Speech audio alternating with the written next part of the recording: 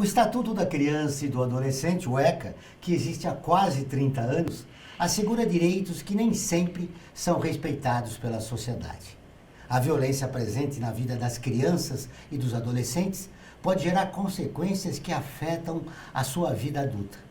Vamos conversar sobre esse assunto com Alexandre Isaac, pesquisador e coordenador de projetos do Centro de Estudos de Pesquisas em Educação, Cultura e Ação Comunitária.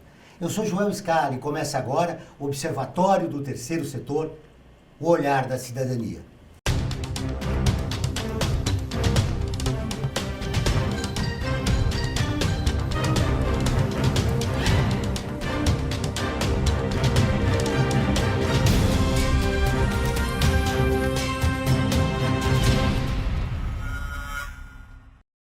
O Observatório do Terceiro Setor mostra pessoas que trabalham para a melhoria da sociedade, além de divulgar e interagir de forma comprometida com as organizações da sociedade civil. Hoje vamos falar sobre os direitos da criança e do adolescente, com Alexandre Isaac, do SEMPEC. Tudo bem, Alexandre? Seja bem-vindo ao Observatório do Terceiro Setor. Ok, João. Apesar dos avanços do ECA, nós temos um longo caminho ainda. João, eu acho que a gente tinha que começar primeiro a falar sobre a nossa frágil democracia, né? Se você pegar de 1900 a 2000, né, no século passado, nós tivemos mais de 70% de ditaduras, né? Então, eu acho que a nossa democracia é muito frágil ainda, ela está engatinhando. Eu já visto o que aconteceu recentemente no país e, bom, enfim, a discussão não é essa, né, mas acho que tem que se contextualizar, né? Quando você fala do Estatuto da Criança e do Adolescente, sim, é uma legislação de 30 anos e do ponto de vista jurídico, existe uma certeza de que a gente está no caminho certo, né? Juridicamente falando, acho que o Estatuto da Criança e do Adolescente e a Constituição Federal são leis bastante progressistas, que respondem às demandas da sociedade. No entanto, a realidade socioeconômica do país por vezes impede que se concretize a garantia dos direitos de nossas crianças e adolescentes. Depois de quase 30 anos, por que o ECA ainda não é cumprido? Olha, a gente podia publicar algum livro falando disso, viu, Joel? Eu não tenho muita... acho que em pouco tempo... São muitas as vertentes, né? Você tem o Estatuto da Criança e do Adolescente não é discutido muito nas escolas, né? A sociedade, se você sair na rua perguntando sobre o ECA, ainda tem no imaginário uma ideia de que é uma legislação que protege pessoas, protege bandido, enfim. Não se tem um conhecimento profundo das leis que estão contidas ali no Estatuto da Criança e do Adolescente. E acho que a escola tem um pouco de culpa nessa história, né? De não compartilhar com as novas gerações o que está escrito na legislação. O que é necessário para a população compreender a importância do ECA? Eu acho que as organizações da sociedade civil também têm um papel bastante relevante, né? O próprio Estatuto da Criança e do Adolescente fala nos conselhos municipais dos direitos da criança e do adolescente, cria os conselhos tutelares, que são os guardiões da legislação, né? Falta disseminar essa discussão, publicizar mais essa discussão, porque ela só aparece em momentos de um menino da Fundação Casa assassinou, cortou a cabeça de alguém, ou seja, nunca se tem notícia boa quando se fala de criança e adolescente, sempre é uma notícia ruim. Isso concorre para que essa discussão não seja séria, não seja aprofundada. Essa distorção que existe em relação ao ECA, a mídia tem um papel importante. A mídia? Você é da mídia, você sabe o papel importante que tem a mídia, não só nesse assunto, mas na sociedade brasileira, né? Não vejo esse assunto como um interesse da grande mídia. Esse não é uma pauta da grande mídia. Só é uma pauta da grande mídia, de novo, só quando com isso tem imagens para vender, quando é para desqualificar, quando é para desmobilizar, né? Quando as coisas dão certo, os bons exemplos não são não tem apelo comercial para a grande mídia. Agora, existe uma mídia alternativa que tem surgido no Brasil. Eu acho que essa mídia alternativa pode cumprir um papel de disseminar e discutir mais essas legislações. É isso que eu ia te perguntar, essa nova mídia que está nas redes sociais, através de blogs, do próprio Observatório, que tem uma campanha sobre direitos humanos, isso que eu queria te perguntar. Falta uma cultura de direitos humanos para uma melhor compreensão do ECA? Eu acho que falta uma cultura de participação na vida pública. Outro dia eu estava lendo um livro que chama-se Política para não ser idiota. Na Grécia Antiga, idiota era aquele que não participava da vida pública. E o politikos era aquele que participava da vida pública. Né? A gente tem visto manifestações recentes na nossa história de processos em que as pessoas vão para as ruas, se mobilizam, mas me parece muito mais uma coisa sem uma liderança, elas se esvaziam muito rapidamente. Eu acho que as instâncias e fóruns de participação mais consolidadas, como partidos, sindicatos, grêmios nas escolas, elas estão esvaziadas, né? Fica aquela coisa, o povo brasileiro participa, foi para a rua 100 milhões contra a Dilma, 100 milhões a favor.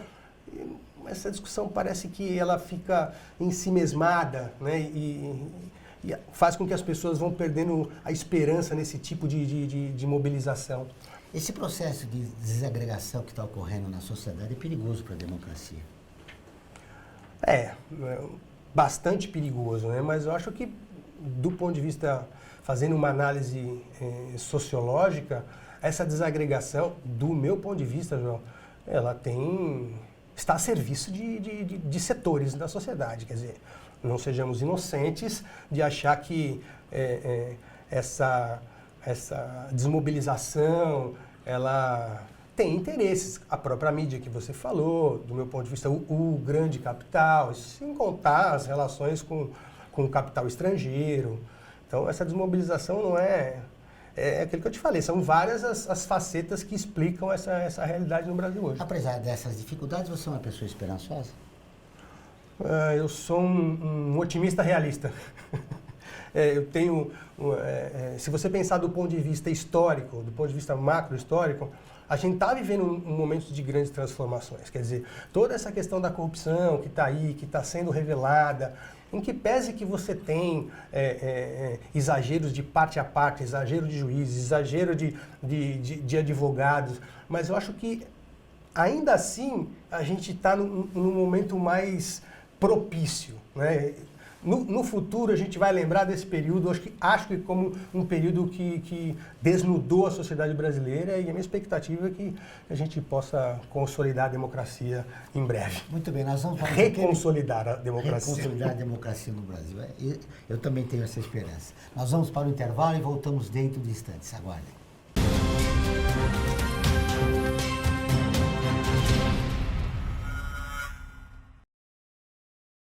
A FUNASP colabora com a USP nas relações entre fundações por meio de fóruns, simpósios, seminários, pesquisas e intercâmbio de informações, além do seu investimento na área social.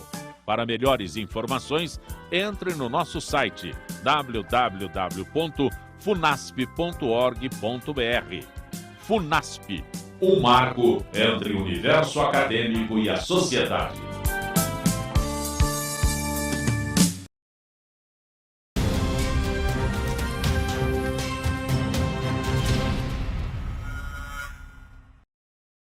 Estamos de volta com o Observatório do Terceiro Setor, o Olhar da Cidadania.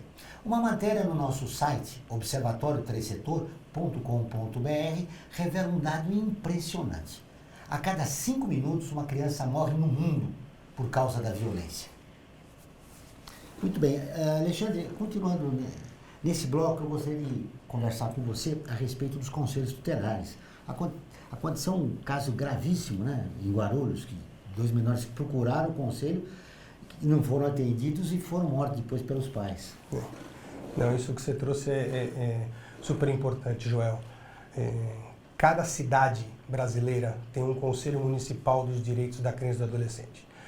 E cada cidade tem 1 ou 2 ou 3 ou 20 conselhos tutelares. Essas são instituições consagradas no Estatuto da Criança e do Adolescente.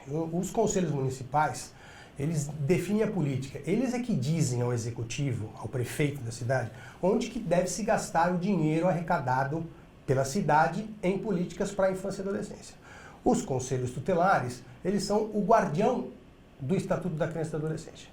Os conselhos municipais de direito são compostos por membros de maneira paritária, ou seja, o governo indica o X número de membros, 5 membros, um da Secretaria de Educação, um da Secretaria de Saúde, um da Secretaria de Assistência, Cultura, Esporte, e a sociedade civil organizada indica os outros membros desse conselho, de maneira paritária, né? Esse conselho se reúne todo mês e ele que define aonde que o prefeito vai gastar o dinheiro. Isso está na lei, isso está na Constituição, em que pese, como a gente já disse no bloco anterior, às vezes essas legislações acabam não se efetivando, acaba acontecendo de maneiras diferentes em cada município. Mas os municípios mais progressistas, é assim que funciona, né? Esse conselho se reúne porque ele tem governo e tem sociedade civil, e eles mais ou menos definem, fazem diagnósticos para dizer para o prefeito da cidade onde que ele gasta o dinheiro. O conselho tutelar, ele é eleito, é um processo eleitoral. E cada município tem uma maneira de realizar esse processo eleitoral, né? Você estava falando de Guarulhos. Eu fui presidente do CMDCA. Ele não funcionou, né? Eu fui presidente do CMDCA de Guarulhos há uns 10 anos atrás. A gente criou os conselhos tutelares na cidade de Guarulhos. Tinha um conselho tutelar só, hoje são 3 ou 5 conselhos tutelares. A questão que está por detrás aí é que muitas vezes esses conselheiros tutelares participam desse processo eleitoral para fazer um termômetro para ver se ele pode ser vereador na próxima eleição, né? Nem sempre esses conselheiros têm um compromisso com o estatuto em si, com o direito da criança e do adolescente. É óbvio que eu estou fazendo uma caricatura e que, hegemonicamente, quem é conselheiro tutelar tem essa preocupação. Tem municípios que o conselheiro tutelar não precisa nem do ensino médio. Tem municípios que, para ser conselheiro tutelar, o conselheiro tem que fazer uma prova antes. Tem municípios em que isso é indicação do prefeito da cidade. Então, em cada município tem uma realidade diferente, né? No caso de Guarulhos que você trouxe, com certeza foi uma falta de capacidade do conselheiro de perceber a situação de vulnerabilidade que estava a criança. De não ter acessado, não ter perguntado para um psicólogo do CRAS e do CRES da sua cidade, de não ter feito uma pesquisa antes com a família. Eu não sei como que é o caso profundamente, mas com certeza é um flagrante desrespeito ao direito daquela criança. No caso de Brasília, os 2 garotos foram mortos. Mas existem crianças que são agredidas e as consequências para a sua vida adulta realmente... Eu sei que você não é psicólogo, mas já desenvolvendo projetos do SEMPEC, você pode perceber que isso é um fator grave para a continuidade da vida da criança e do adolescente. Essa violência, João, ela é uma reprodução na sociedade, né? Com certeza os pais dessas crianças foram vítimas de violência, né? Então a gente está falando da vítima de um adulto sobre uma criança ou adolescente. A gente tem que falar também da vítima da violência do Estado, que não oferece serviço de saúde de qualidade, que não oferece educação de qualidade, que não oferece serviço de assistência social de qualidade. E é óbvio que a vítima é sempre o mais frágil, né? Você falou da violência física, mas você tem uma realidade no Brasil hoje muito flagrante, que é a realidade do trabalho infantil. Não sei se você conhece dados sobre isso, mas eu sou do Fórum Estadual de Prevenção e Erradicação do Trabalho Infantil, a gente tem notícias de crianças pequenas que estão perdendo as digitais por conta de utilização de produtos químicos na área de confecção de brincos. Ou seja, o trabalho infantil é uma situação bastante séria a ser enfrentada no Brasil ainda hoje. Nesse teu trabalho, o que te mais chocou? O que mais me chocou? Olha, eu trabalhei muitos anos na antiga FEBEM e hoje que é a Fundação Casa. E trabalhei também num projeto que chamava Projeto Criança de Rua, nos anos 90, 93, 94 e tal. Me chocou um assassinato de um jovem por outros 20 jovens, né? E por conta de uma discussão de namorada, né? Realmente aquela situação me deixou bastante mexido e tal, porque eu conhecia todos os meninos envolvidos na história, né? Sabia que o que tem de bom e o que tinha de ruim em cada um daqueles meninos, mas não imaginava que pudesse chegar a uma situação como aquela. Aquilo mexeu bastante comigo. Esses jovens que praticaram esse crime que chocou você, que adultos eles serão? Que adultos eles serão? A gente tem muito pouca pesquisa no Brasil sobre quem são os meninos e meninas que há 15 anos atrás, há 20 anos atrás, estavam no sistema de garantia de direitos, por exemplo, como as FEBEMs, né? Cada estado tem uma denominação diferente, né? A gente não sabe onde estão esses meninos, o que fizeram esses meninos, né? Para poder falar, olha, o sistema conseguiu produzir encaminhamentos legais para tantos meninos e meninas e para outros a vida reservou algo que a gente não quer, enquanto sociedade a gente não quer. Mas outro dia eu estava pegando um ônibus, tal, minha moto tinha quebrado, vou pegar um ônibus para ir trabalhar, eu subi no ônibus tal, e encontrei um rapaz que ficava me olhando assim, tal, eu falei, acho que eu conheço esse menino.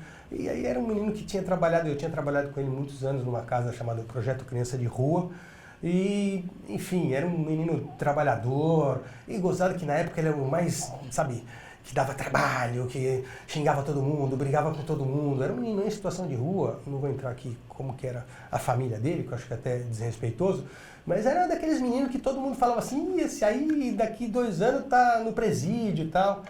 E por uma grata surpresa, o menino estava super bem e tal. Isaac, apesar da violência do Estado, a violência psicológica, a violência física, pelo que você disse agora, ainda há uma saída para esses jovens no nosso país. A saída tem que ser construída coletivamente, João. Eu acho que não dá para a gente esperar exclusivamente do Estado.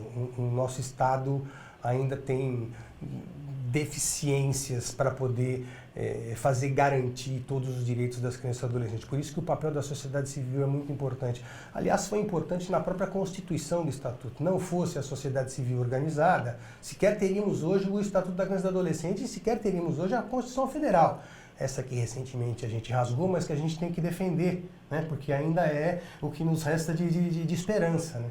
Muito bem, nós vamos para um pequeno intervalo e voltamos dentro de instantes.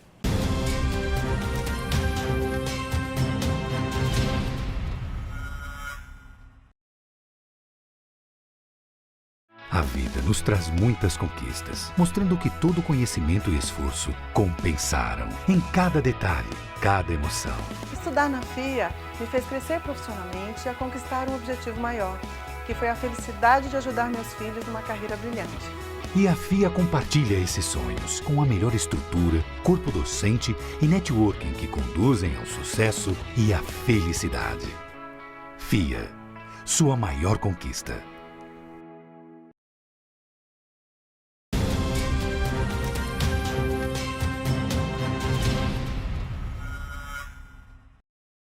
Voltamos com o Observatório do Terceiro Setor, o Olhar da Cidadania. Continua no Observatório a campanha contra a intolerância. Eu me importo, e você? Nosso objetivo é abrir um espaço de reflexão, incentivando o respeito e o diálogo. Para participar, basta curtir e compartilhar o banner que está em nosso Facebook, Observatório 3 Setor. Você está convidado também, viu, Isaac? Obrigado. A participar da nossa campanha. Aliás, essa intolerância que existe nas redes sociais tem deixado muitas pessoas indignadas. Você também? Puxa, bastante.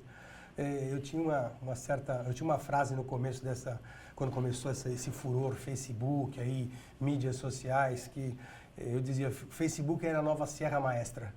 Eu achava que a gente podia fazer algum tipo de revolução por aí. Mas eu acho, hoje eu tenho uma avaliação um pouco mais realista, né? Eu acho que setores mais reacionários da sociedade também tomaram conta dessa ferramenta metodológica, dessa ferramenta tecnológica que veio para melhorar a nossa qualidade de vida. Afinal de contas, todas as coisas que inventamos é para melhorar a nossa qualidade de vida, né? Mas acho que esse debate dentro das redes, ele ficou... Acho que meio que ninguém muda de opinião ali, sabe? Fica uns contra os outros e eu acho que é pouco produtivo. A gente tem que votar ao encontro na rua mesmo. Tá aí um bom motivo para você participar da nossa campanha. É só acessar o nosso banner, observatório3setor.com.br. Quero voltar àquele assunto do bloco anterior, do trabalho infantil. Legal. Isso é muito importante, porque é um desrespeito a um dos objetivos principais do ECA, né? Por que o nosso país ainda insiste? Aliás, não é só aqui, é no mundo todo, A né? pergunta, eu acho que é por que a gente ainda aceita o trabalho infantil, né? Eu acho que o trabalho infantil hoje é um dos maiores flagelos da humanidade, não só do Brasil, né? Havia pesquisas que indicavam que uma sociedade que se desenvolvesse economicamente teria uma redução do número de crianças e adolescentes inseridas nesse contexto vulnerável do trabalho infantil. No Brasil isso não se deu. Nos anos de crescimento econômico nosso, há uns 10 anos atrás, a gente veio crescendo economicamente, esses indicadores do trabalho infantil eles não apresentaram uma redução. E do meu ponto de vista, acho que a explicação está numa sociedade que joga um valor positivo para essa coisa do trabalho. Porque, afinal de contas, o que é o trabalho? O trabalho é a possibilidade de intervir na natureza e melhorar a nossa qualidade de vida. Todas as coisas que estão aqui, essa câmera, a caneta, a mesa, o carro que me trouxe, os aviões, tudo que está no mundo é resultado do trabalho. Então existe uma concepção meio positivada na sociedade de que trabalhar é muito bom, e aí a ideia de trabalhar muito cedo também parece que tem uma certa aceitação social.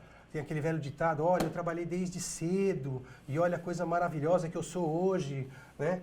E que isso desconsidera todas as pesquisas em sociologia, em psicologia, que demonstram claramente a violência que é o trabalho infantil do ponto de vista do corpo do menino, do sistema circulatório, do sistema respiratório, as questões relativas à psique da criança e do adolescente, as questões sociais, as sociedades que permitem que seus jovens entrem no mundo do trabalho com uma idade mais avançada, são as sociedades mais evoluídas, né? No Brasil, a gente tem essa ideia de que tudo bem trabalhar cedo. Tudo bem para criança pobre, para criança de classe baixa, né? Os filhos da classe média alta não vão trabalhar cedo, né? Vamos combinar? É resquício da escravidão. Por que a sociedade se omite em relação a isso? Penso que alguns ditados aí, né? Deus ajuda quem cedo madruga, enfim, vários ditados que fazem ter uma aderência no imaginário social de que o trabalho para a criança e adolescente, ele é emancipador. E para a criança e adolescente, ele não é emancipador. Ele é prejudicial ao seu desenvolvimento biológico, psicológico e social. Isso qualquer pesquisa demonstra, né? Então, acho que é por aí. Você sabe que no nosso portal do Observatório, no nosso Facebook, nas nossas redes sociais em geral, há muito comentário que diz que criança trabalhar desde pequena é normal. Eu reitero o que você falou a respeito da sociedade achar que isso é uma coisa comum. Eu brinco que quixotescamente falando, é lutar contra moinhos de ventos, né? Quando eu participo de debates, no estado inteiro, levando essa discussão do trabalho infantil para professores e educadores de diferentes redes municipais ou estaduais de educação, de assistência social, falando com conselheiros, falando com professores. E mesmo esses sujeitos que deveriam ter plenamente a percepção dos malefícios do trabalho para essa fase da vida, esse valor ainda está muito arraigado, né? Você vê educadores, você vê professores falando isso, né? Então é uma luta meio inglória. Quixotesca. Muito bem. Essa insensibilidade está presente na sociedade. E tem um outro assunto que é praticamente ligado nisso, que é a maioridade penal. Vai e vem ter uma campanha para que a maioridade penal, essa discussão volta na sociedade e com a aceitação da população. Como é que você vê isso? De novo, acho que a mídia também tem um papel. Esse tema sempre aparece quando tem alguma matéria, alguma notícia. Eu acho que, de novo, é uma sociedade ainda muito... Você sabe, Alexandre, tem um argumento que eu até tenho percebido e conversado com muitas pessoas a respeito disso, que é a Constituição de 88, que você citou no bloco anterior, que prevê que o jovem já pode votar aos 16 anos. E se ele pode votar, ele teria que ser responsabilizado pelo comportamento dele. Sim. Esse é um dos argumentos. Eu acho que é um argumento muito frágil, né? Não é um argumento com solidez de uma pesquisa, né? O legislador que fez a Constituição pesquisou muito sobre isso, né?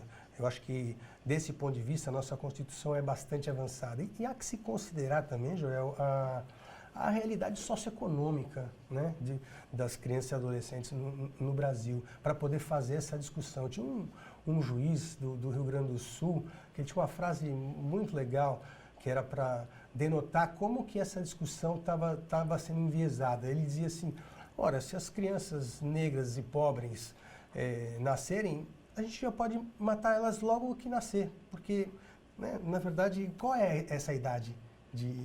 Por que a gente precisa reduzir essa idade? A gente precisa melhorar e oferecer condições efetivas para que essas crianças tenham oportunidades de se desenvolver integralmente e oportunidades de construir possibilidades éticas, né? Essa opinião desse juiz que você citou, ela está revelada numa pesquisa realizada pelo Datafolha. 70% da população brasileira é a favor da maioridade penal. Deve ser mais que 70% a favor da pena de morte também. Quer dizer, o legislador tem que fazer o quê? A gente tem que... É uma república de consulta popular, né?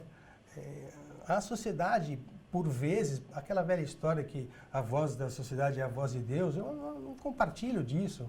Eu acho que a sociedade tem muitos, ela não é hegemônica, né? Tem gente que pensa diferente. No clamor de uma determinada situação, você pensa de um jeito. Depois, fazendo uma reflexão mais aprofundada, você pensa de outro jeito. Quer dizer, essa questão da maioridade penal já vem sendo discutida há muito tempo, né? E toda vez que ela é discutida, é porque aconteceu alguma coisa, uma matéria, um evento que puxa essa discussão e põe fogo nessa lenha aí, né? Se você pegar, por exemplo, na Fundação Casa, na antiga FEBEM, o número de jovens que estão lá por crimes considerados mais hediondos é baixíssimo. A maioria das crianças e adolescentes que estão na Fundação Casa, na antiga FEBEM, são por crimes, entre aspas, porque não é crime, né? Tanto que ele está cumprindo uma medida socioeducativa.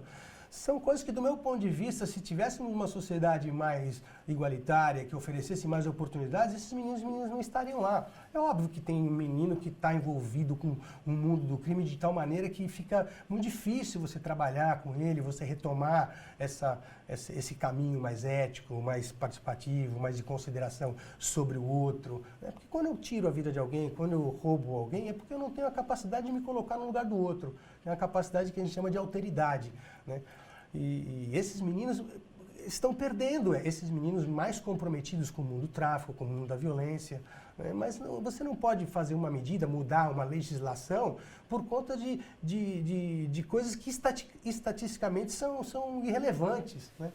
E essa discussão não é acompanhada também com a concentração de renda que existe no país. Obviamente. Foi um grande prazer te conhecer. Parabéns pelo teu trabalho no CEMPEC. Você vai voltar outras vezes aqui para a gente conversar sobre Vamos fazer um programa de rádio. Os projetos que você faz lá, realiza lá como coordenador de projetos lá no CEMPEC. O programa do Observatório do Terceiro Setor dessa semana fica por aqui. Para continuar acompanhando, acesse o nosso site, observatorioterceirsetor.com.br, e também as nossas redes sociais. O Observatório está no Facebook, no Instagram e também no YouTube. Se inscreva em nosso canal, deixe comentários, críticas e sugestões. Participe do Observatório do Terceiro Setor, o olhar da cidadania. Até o próximo programa.